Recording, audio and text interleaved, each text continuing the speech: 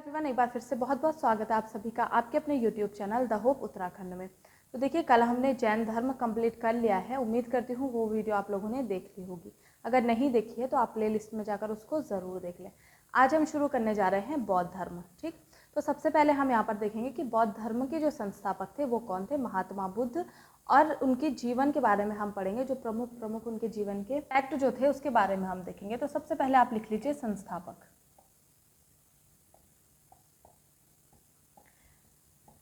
महात्मा बुद्ध जो थे वो बौद्ध धर्म के संस्थापक थे। ठीक है, अब अगर इनके जन्म की बात की जाए कि इनका जन्म कब हुआ था, तो महात्मा बुद्ध का जो जन्म है वो 563 ईसा पूर्व कपिलवस्तु की लुम्बिनी में हुआ था। ठीक है, ये आपको याद रखनी है चीज़ें।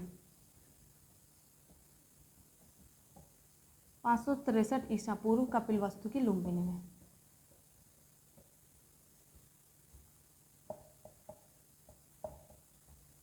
और लुम्बिनी जो आपका पड़ता है ये वर्तमान में कहाँ पर पड़ता है, नेपाल में। ये भी चीज़ याद रखनी है, कभी कभी ये भी पूछ लिया जाता है कि लुम्बिनी कहाँ पर पड़ता है, तो ये पड़ता है नेपाल में।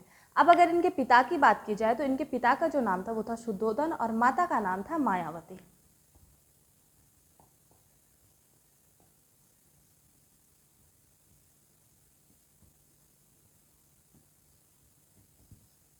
इनकी माता का नाम था मायावती। तो मायावती जो थी, इनके जन्म के 7 दिन के बाद इनकी मृत्यु हो गई थी। और उसके बाद इनकी जो देखभाल की है, इनकी जो परवरिश की थी, इनकी सौतेली माता ने की थी। और इनकी सौतेली माता का नाम था प्रजापति गौतमी।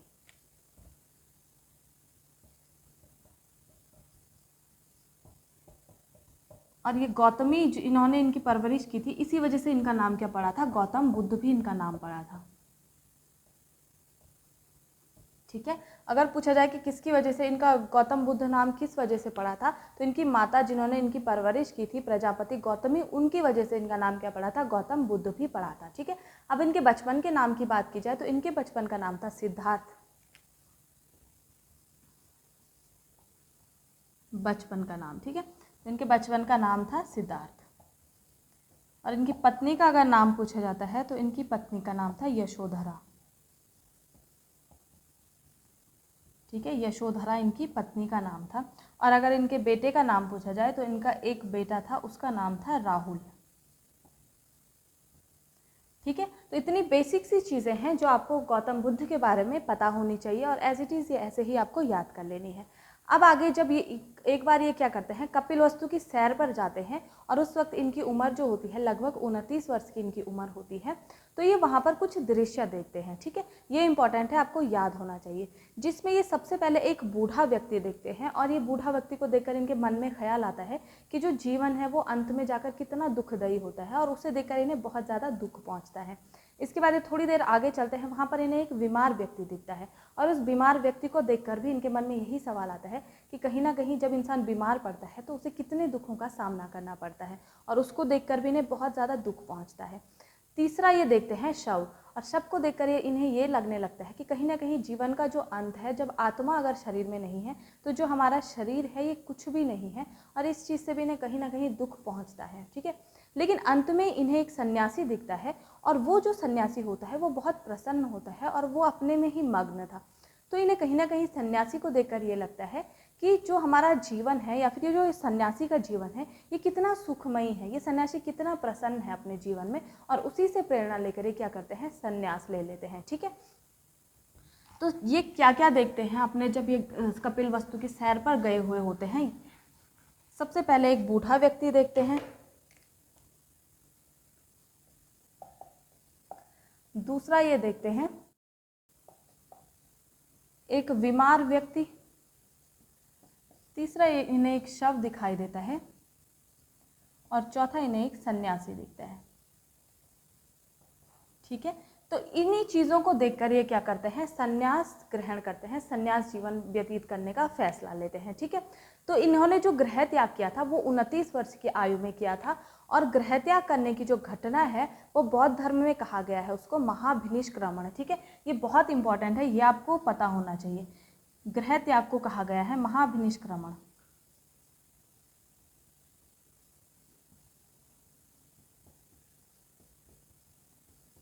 महाभिनिष्क्रमण। ठीक है। और जो ये महाभिनिष्क्रमण है या आगे भी हम जो इनके बारे में पढ़ेंगे उसको कुछ नाम दिया गया है। आपके एग्जाम में यही चीज़ें पूछी जाती हैं और इन चीज़ों में आपको कंफ्यूज नहीं होना है, ये बहुत इंपॉर्टेंट है। ठीक है। और 29 वर्ष की आयु में इन्होंने क्या किया था, गृह त्याग किया था। ठीक, तो जब ये गृह त्याग इन्होंने किया था उस वक्त इनके पास एक घोड़ा था और उस घोड़े का नाम था कंथक। ठीक है, घोड़े का नाम था कंधक। ठीक, ये भी क्वेश्चन पूछे जाते हैं। ठीक है, इनको भी ऐसे ही नोट कर लेना है। इसी के साथ ही साथ इनके पास एक सारथी भी उस टाइम पर था और उस सारथी का नाम था चन्ना।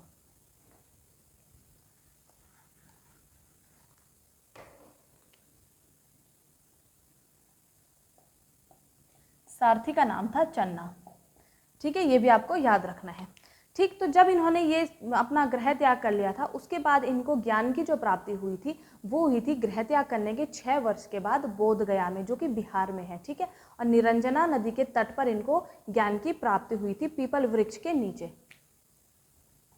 ठीक है, ज्ञान की प्राप्ति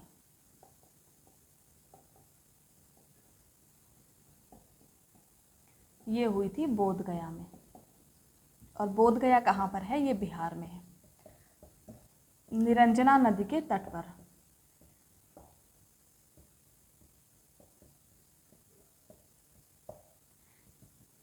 ठीक है, बोध गया में इनको ज्ञान की प्राप्ति हुई थी निरंजना नदी के तट पर, और पीपल वृक्ष था वो, और उस जो वृक्ष था उसको बोधि वृक्ष भी कहा जाता है। ठीक है, वृक्ष कौन सा था, पीपल का वृक्ष, या फिर इसको बोधि वृक्ष भी आपको कहीं कहीं देखने को मिलेगा।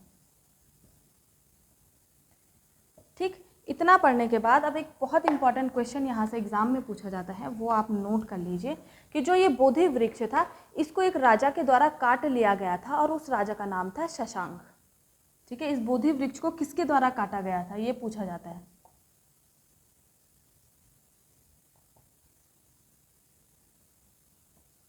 और ये काटा गया था शशांक के द्वारा, राजा शशांक के द्वारा। ठीक है, और जो राजा शशांक था ये गौड़ वंश का राजा था, ये भी आपको याद रखना है। ठीक है, और जो इनको ज्ञान की प्राप्ति हुई थी उसको जो नाम दिया गया था वो दिया गया था निर्वाण। ठीक है, ज्ञान की प्राप्ति के लिए क्या यूज किया गया था, निर्वाण यूज किया गया था, निर्वाण शब्द का यहाँ पर प्रयोग किया गया था। तो ये भी आपको याद रखना है, इसमें कंफ्यूज नहीं होना है, क्योंकि लास्ट जब हम जैन धर्म पढ़ रहे थे वहाँ पर निर्वाण किसके लिए कहा गया था, मृत्यु के लिए कहा गया था, लेकिन बौद्ध धर्म में निर्वाण का मतलब है ज्ञान की प्राप्ति। तो ये आपको याद रखना है। ठीक है, इसके बाद इन्होंने जो प्रथम अपना प्रवचन दिया था ये सारनाथ में दिया था।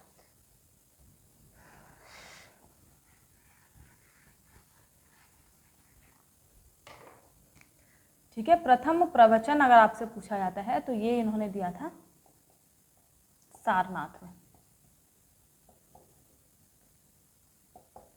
ठीक है, और ये जो प्रवचन दिया था ये किस चीज़ पर था, ये ईश्वर वगैरह पे कुछ भी नहीं था कि ईश्वर वगैरह के प्रवचन रहे होंगे, ये पूरी सांसारिक समस्याओं को लेकर इन्होंने प्रवचन दिया था। और इस जो प्रवचन था इसको नाम दिया गया था धर्म चक्र प्रवर्तन। ठीक है, प्रवचन को क्या नाम दिया गया था, धर्म चक्र प्रवर्तन। ठीक, ये भी आपको याद रखना है।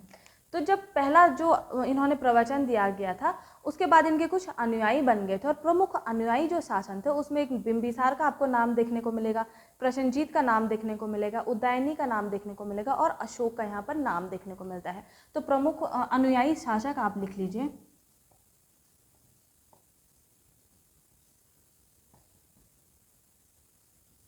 सबसे पहला था बिंबिसार,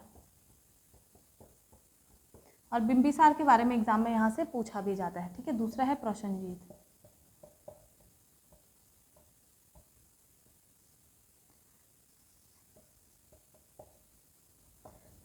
और चौथा है उदयन। इन चारों के नाम भी आपको यहाँ पर देख लेने हैं। ठीक है, इसके बाद इनके कुछ प्रमुख शिष्य हुए हैं और उसमें नाम आता है एक तो आनंद का और दूसरा है उपाली। ये प्रमुख इनके शिष्य थे, आनंद और उपाली।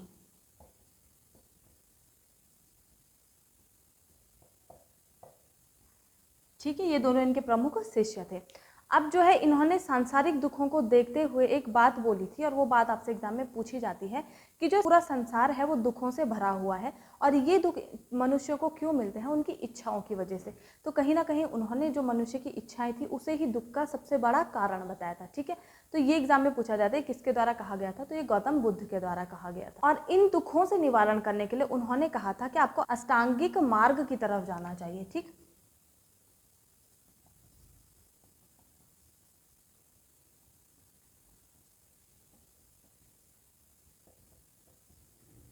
अष्टांगिक मार्ग आपको लेना चाहिए दुख के निवारण के लिए। ठीक है, इसके साथ ही साथ एक शब्द आपको सुनने को मिलेगा जो है शेट्टी, और शेट्टी शब्द का प्रयोग किया गया था वैश्य वर्ग के लिए। ठीक है, और जो वैश्य वर्ग था उसको क्यों यहाँ पर उसका प्रयोग किया गया है, क्योंकि वैश्य वर्ग भी कहीं ना कहीं व्यापार से बहुत ज़्यादा जुड़ा हुआ था, और वो जैन व बौद्ध धर्म का बहुत बड़ा समर्थक था, इसलिए इसको भी क्या क्या क्या किया गया है, बौद्ध धर्म से जोड़ा गया है।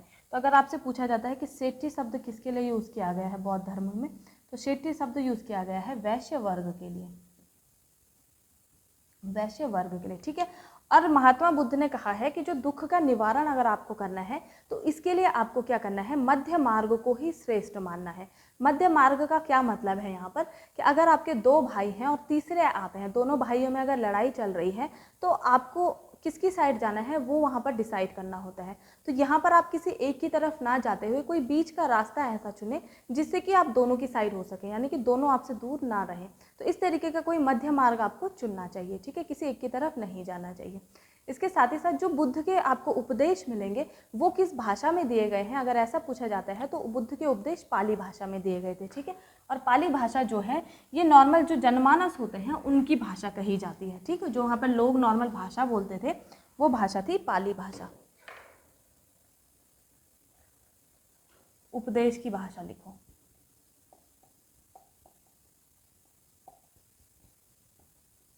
तो यहाँ पर पाली भाषा इन्होंने प्रयोग की थी। ठीक है, इसके बाद जो आपका नेक्स्ट फैक्ट आता है वो है कि बुद्ध के बारे में जो ज्ञान मिलता है हमें वो त्रिपिटक से मिलता है। यहाँ पर त्रिपिटक भी एक शब्द सुनने को मिलेगा, और इस त्रिपिटक में कौन कौन से आते हैं, सबसे पहला आपका आता है विनय पिटक। ठीक है, दूसरा आता है आपका सूत्र पिटक, और तीसरा है आपका अभिधम्ब पिटक। ठीक, तो त्रिपिटक आपको लिखने हैं, और सबसे पहले लिखना है विनय पिटक।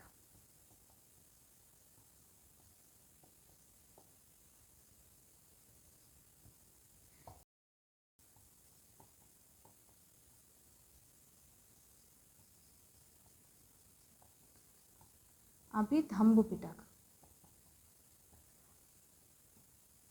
अब यहाँ पर जो विनय पिटक कहा गया है, विनय पिटक किसके लिए कहा गया है, जो भी बौद्ध भिक्षु और भिक्षुणियाँ थी उनके लिए कुछ नियम बनाए गए थे वहाँ पर, वो किस में रखे गए थे, विनय पिटक में रखे गए थे। ठीक है, जो सूत्र पिटक था उसमें जो उपदेश थे इनके वो उपदेश रखे गए थे, और ये उपदेश किसके द्वारा दिए गए थे, यहाँ पर जो शिष्य मैंने आपको अभी बताया आनंद, उसके द्वारा ये उपदेश दिए गए थे। ठीक है, और जो अभिधम्म पिटक है इसमें जो भी दार्शनिक विचार हैं वो सारे के सारे रखे गए हैं।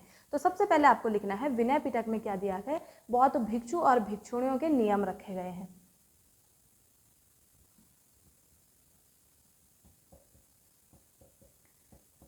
भिक्षु एवं भिक्षुणियों के नियम।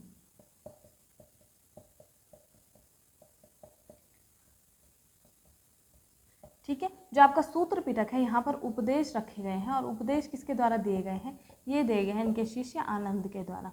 और जो आपका विधम्ब पिटक है इसमें जो भी दार्शनिक कार्यक्रम जो भी इनके होते थे वो सब यहाँ पर रखा गया है। इसके बाद यहाँ पर जो भी त्रिपिटक थे उसके बाद कुछ इनके त्रिरत्न का भी नाम सुना जाता है, और उस त्रिरत्न में सबसे पहला था बुद्ध, दूसरा है धम्म और तीसरा है संघ।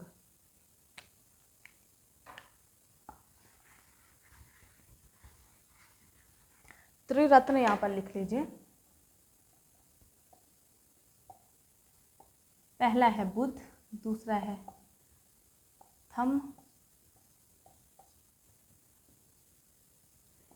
ठीक है, ये इनके क्या है, त्रिरत्न है। और बुद्ध जो है उसमें वचन और उपदेश रखे गए हैं, जो आपका धम्म है उसमें जो भी धार्मिक आयोजन वगैरह होते हैं उनका वर्णन मिलता है, और जो संघ है उसमें सदस्यों के लिए कुछ नियम रखे गए हैं। ठीक, तो इसके बारे में ये भी पता पूछ लेता है कभी कभी। तो जो बुद्ध जो सबसे पहला है इसमें क्या है, वचन और उपदेश।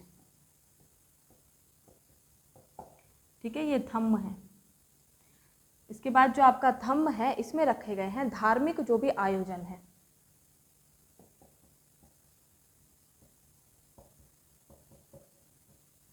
और संघ में यहाँ पर रखे गए हैं जो भी इनके सदस्यों के लिए नियम बनाए गए थे वो सारे के सारे संघ में रखे गए हैं, सदस्यों के नियम। ठीक है, तो इसके साथ ही साथ जब यहाँ पर बौद्ध धर्म चल रहा था कुछ विद्या के केंद्र भी थे, उनके भी आपको नाम एग्जाम में पूछ लिया जाता है। तो आपको लिखना है विद्या के केंद्र, उसमें सबसे पहला है नालंदा। बौद्ध शिक्षा के विद्या के केंद्र सबसे पहला है नालंदा। नालंदा विश्वविद्यालय आपने सुना होगा, और जो नालंदा विश्वविद्यालय है ये कुमार गुप्त के द्वारा इसकी स्थापना करवाई गई थी। ठीक है, ये भी पता होना चाहिए। लगभग 415 ईसा पूर्व। ठीक है, इसके बाद नेक्स्ट जो आपको विश्वविद्यालय लिखना है वो है विक्रमशिला, और विक्रमशिला का जो संस्थापक था उसको धर्मपाल कहा जाता है।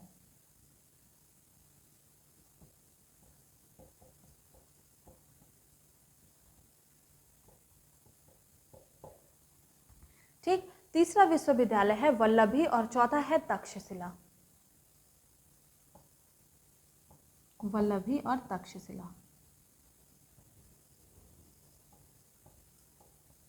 ये चारों के चारों क्या है, बौद्ध शिक्षा के केंद्र थे। ठीक है, और यहाँ पर जो तक्षशिला है वो अशोक कालीन है, और जो आपकी वल्लभी है ये भट्टारक ने इसकी स्थापना की थी, और तक्षशिला अशोक कालीन है, यानी कि अशोक के टाइम का ये है। ठीक है, इतना सब देखने के बाद अब नेक्स्ट आपको यहाँ पर लिखना है कि भारत में एक इंपॉर्टेंट क्वेश्चन है, यहाँ से पूछा जाता है। ठीक है, कि भारत में सबसे पहली जो पूजित मानव प्रतिमा थी वो किसकी थी, तो वो भी ये महात्मा बुद्ध की ही थी। ठीक है, एक बार दोबारा से सुन लेना कि भारत में सबसे पहले जो पूजित मानव प्रतिमा थी वो महात्मा बुद्ध की थी। ये एज अ क्वेश्चन फैक्ट पर ही आपको लिख लेना है। ठीक है, और ये जो प्रतिमा थी ये आपके ल्यूसेंट में लिखा गया है कि ये मथुरा शैली की थी, लेकिन एक और बुक में मैंने देखा था वहाँ पर इसको गांधार शैली लिखा गया है। ठीक है, तो ये दोनों शैलियाँ भी याद रखनी है आपको, गांधार शैली या फिर मथुरा शैली आपको यहाँ पर सुनने को मिलेगी। ठीक है, और संभवतः इसको मथुरा शैली भी कहा गया है यहाँ पे, तो ये चीज़ आपको इसके बारे में पता होनी चाहिए। ठीक है, अब यहाँ पर एक आपको ग्रंथ का नाम सुनने को मिलेगा जिसको कहा जाता है सुत्त निपात। ठीक है, और ये जो ग्रंथ था ये यहाँ पर गायों के लिए यूज़ किया गया था, गायों के लिए कहा जाता था। इसको लिखना है सुत्त निपात।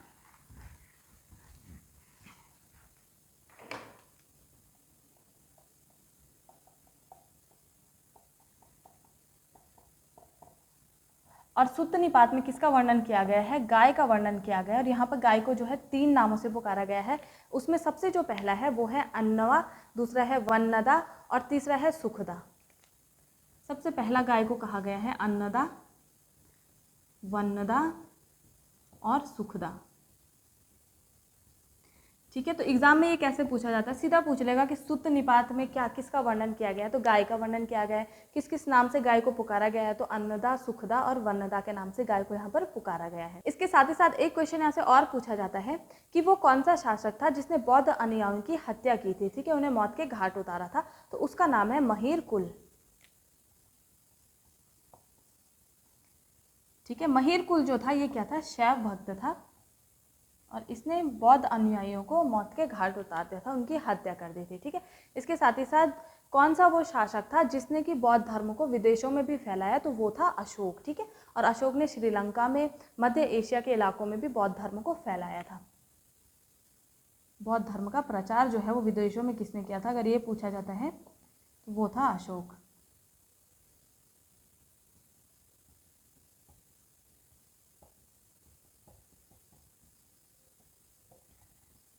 ठीक, तो उसका नाम था अशोक। इसी के साथ ही साथ यहाँ पर कुछ जातक कथाएं भी कही जाती थी जो कि आम जनमानस के लिए प्रचलित थी। ठीक है, तो उसको कहा गया था जातक कथाएं। ठीक, तो जब गौतम बुद्ध ने अपना गृह त्याग किया था तो सबसे पहले उन्होंने जो शिक्षा ली थी उनके प्रथम गुरु जो हुए थे वो थे आलर कलाम। अगर प्रथम गुरु आपसे पूछते हैं तो उनका नाम था आलर कलाम।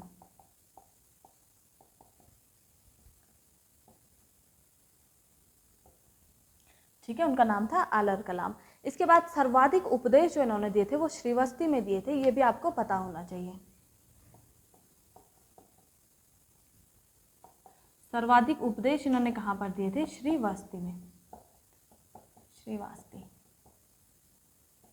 ठीक है, श्रीवास्तव में इन्होंने सर्वाधिक उपदेश दिए थे। ठीक है, इसी के साथ साथ बौद्ध धर्म में प्रविष्टि होने का जो मतलब होता है, यानी कि बौद्ध धर्म में आप प्रवेश जब करते हैं तो उसको एक नाम दिया गया है, उसका नाम है असंपदा। ठीक है, बौद्ध धर्म में प्रविष्टि को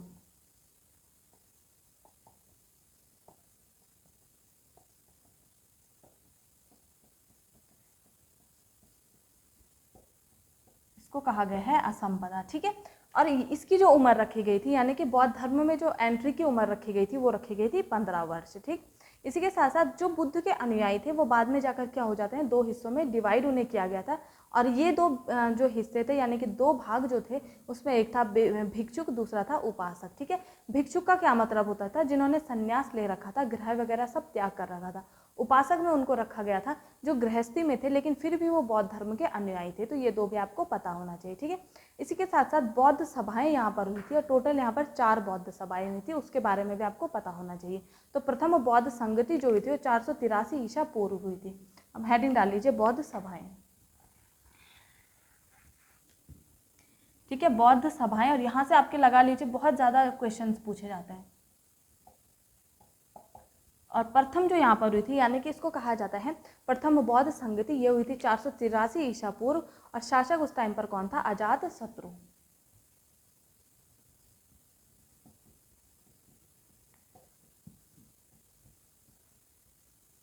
यहाँ पर आप स्थान लिख लीजिए और यहाँ पर आप शासन लिख लीजिए, शासक। उस टाइम पर शासक कौन कर रहा था यहाँ पर, वो था अजात शत्रु। ठीक है, जो यहाँ पर दूसरी इनकी बौद्ध समिति हुई है, बौद्ध संगीति जो हुई है वो हुई है 383 ईसा पूर्व, और वैशाली में ये हुई है, और उस टाइम पर जो शासक था वो था कालाशोक। ठीक है, 383 ईसा पूर्व वैशाली में ये हुआ था, और शासक कौन था, कालाशोक। ठीक है, इसी तरीके से तीसरी जो इनकी संगीति हुई थी वो हुई थी यहाँ पर 255 ईसा पूर्व, और पाटलिपुत्र में हुई थी अशोक के द्वारा।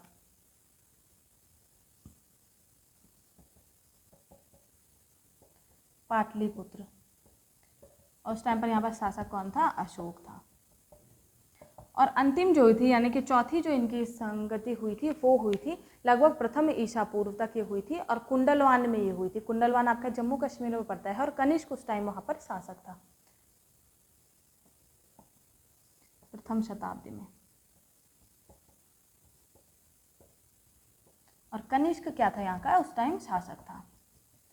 ठीक है, तो ये बौद्ध सभाएं हैं, इनके बारे में एग्जाम में आपसे क्वेश्चन पूछ लेता है, इनको आपको अच्छे से याद कर लेना है। ठीक है, इसके बाद जब इनकी चतुर्थ ये संगीति हुई थी, इसके बाद जो आपका बौद्ध धर्म था वो 2 भागों में बंट गया था। पहले को कहा गया हीनयान और दूसरे को कहा गया महायान।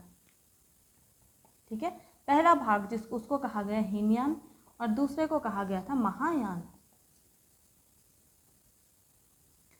ठीक है, इसके बाद कुछ इंपॉर्टेंट फैक्ट आप लोग लिख लीजिए। यहाँ से आपका वन डे फैक्ट किस तरीके से पूछा जाता है, आपको दे देगा निम्नलिखित में से कौन सा बौद्ध धर्म के बारे में सही है या कौन सा तथ्य गलत है, उस तरीके से यहाँ से क्वेश्चन पूछ लिया जाता है। ठीक है, तो सबसे पहले आपको पता होना चाहिए कि जो बौद्ध धर्म था वो अनिश्वरवादी था, और इसमें आत्मा को इन्होंने कोई भी महत्व नहीं दिया था। ठीक है, बल्कि इनमें ये क्या करते थे, पुनर्जन्म पे ये लोग बहुत ही विश्वास करते थे।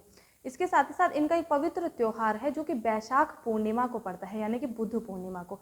और बुद्ध पूर्णिमा को इन्होंने क्यों चुना है, क्योंकि इसी दिन जो बुद्ध थे उनका जन्म हुआ था, उनकी मृत्यु भी इसी दिन हुई थी, बुद्ध पूर्णिमा के दिन, और उनको ज्ञान की प्राप्ति भी जो है बुद्ध पूर्णिमा के दिन हुई थी। तो इनका महत्वपूर्ण जो त्योहार है वो बुद्ध पूर्णिमा है।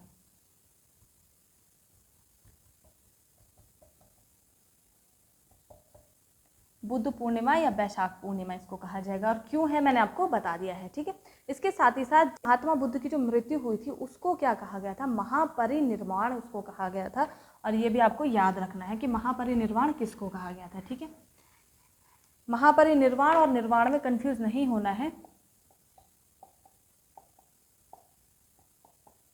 महापरिनिर्वाण कहा गया था मृत्यु को, महात्मा बुद्ध की मृत्यु को, और इनकी मृत्यु जो हुई थी लगभग 80 साल की उम्र में हुई थी। ठीक है, और ये हुई थी कुशीनारा देवरिया में, जो कि उत्तर प्रदेश में है।